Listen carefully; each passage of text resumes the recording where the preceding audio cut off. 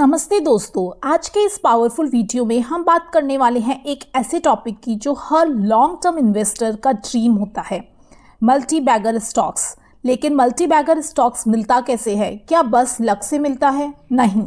तो आज हम सीखेंगे कैसे किसी भी कंपनी का बिजनेस एनालाइज करें so that we can invest it in for long term. Make sure video को आप एंड तक जरूर देखें, क्योंकि ये वीडियो आपका पूरा इन्वेस्टमेंट माइंडसेट बदल सकता है। कैसे स्टडी करें किसी भी कंपनी का बिजनेस मल्टी बैगर बनाने के लिए? सबसे पहला स्टेप है बिजनेस को समझना। कंपनी क्या करती है, प्रोडक्ट या सर्विस क्या है, क्या उसका प्रोडक्ट फ्यूचर में भी रेलेवेंट रहेगा।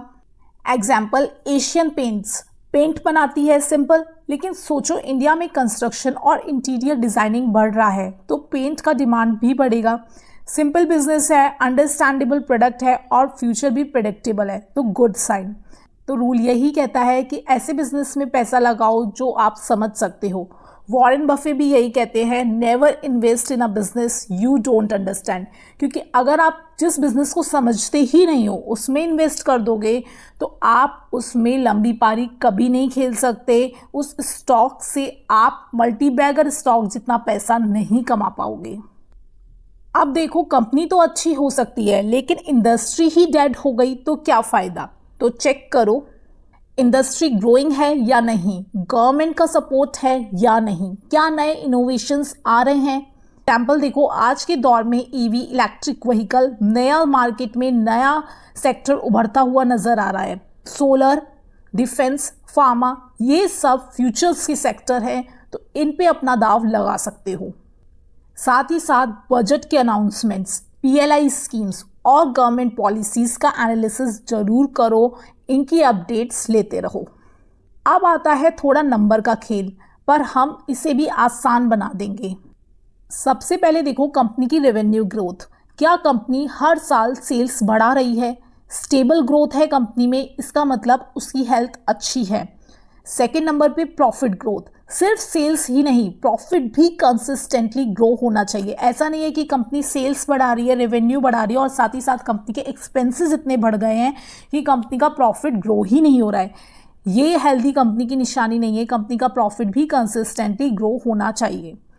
थर्ड, आरओई और आरओसीई यानी कि रिटर्न ऑन इक्विटी और रिटर्न ऑन कैपिटल एम्प्लॉयड, दोनों 15% प्लस हो तो ही बेटर है। Fourth, debt. ज़्यादा उधार वाली कंपनी रिस्की होती है। डेट टू इक्विटी रेशो कम हो तो टेंशन भी कम होगी।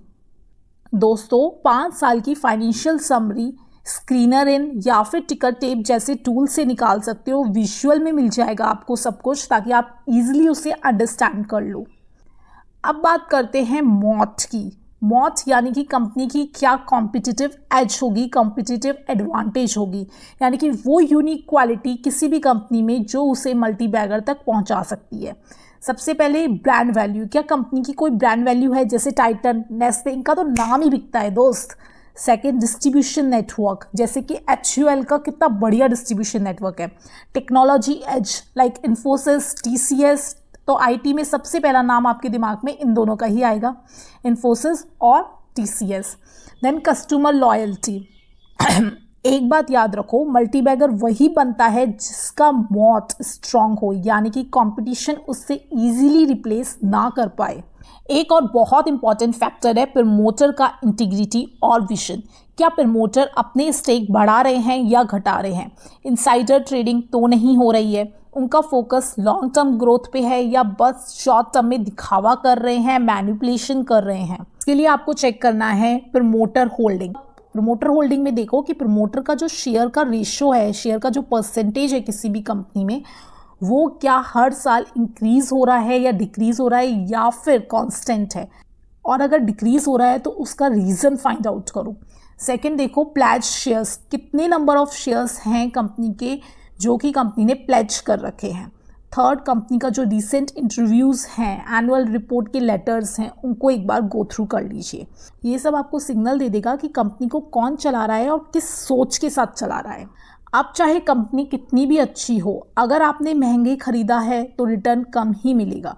इसके लिए आप चेक करो PE ratio, price to earning ratio, उसे कंपेयर करो इंडस्ट्री के एवरेज PE रेशो से। अगर कंपनी अंडर वैल्यूड है और उसका बिजनेस भी स्ट्रांग है, मतलब आपको मल्टी बैगर शेयर मिल गया, उसे पकड़ के बैठ जाओ, लॉन्ग टर्म पारी खेलो, अब कोई डरने की बात नहीं है।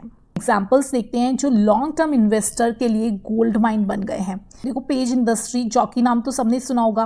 Then Eicher Motors, Royal Enfield Eicher Motor का ही है। Then Deepak nitrite, Avanti feeds, इन सभी स्टॉक्स ने अपने शेयर होल्डर्स को गोल्ड माइन बना दिया, उनको मल्टी बैगर रिटर्न दे दिया। इनमें कॉमन क्या था वो देखते हैं। क्लियर बिजनेस है इनका, इंडस्ट्री की ग्रोथ है ही है इन सेक्टर्स में, फाइनेंशियल स्ट्रेंथ है, विजनरी प्रमोटर्स हैं, रीजनेबल वैल्यूएशन पे अगर किसी ने खरीदा होगा तो उसका पैसा तो भाई बहुत बना होगा, और सबसे इम्पॉर्टेंट लॉन्ग टर्म के लिए आपके पास पेशेंस होना ही चाहिए। तो दोस्तों, अगर आप चाहते हो कि आपका इन्वेस्टेड स्टॉक भी एक मल्टी बैगर स्टॉक बन जाए तो बिजनेस को समझो, नंबर को डिकोड करो और पेशेंस रखो। ये कोई ओवरनाइट गेम नहीं है, लेकिन अगर आपने सही कंपनी चूज की तो रिटर्न भी लाइफ टाइम याद रहेगा। वीडियो पसंद आए तो लाइक करो, कमेंट करके बताओ किस कंपनी का एनालिसिस चाहते हो नेक्स्ट वीडियो में, और चैनल को सब्सक्राइब जरूर करो फॉर मोर सच इन्वेस्टिंग ज्ञान। मिलती हूँ नेक्स्ट वीडियो में, तब तक के लिए invest smartly, stay safe and keep growing.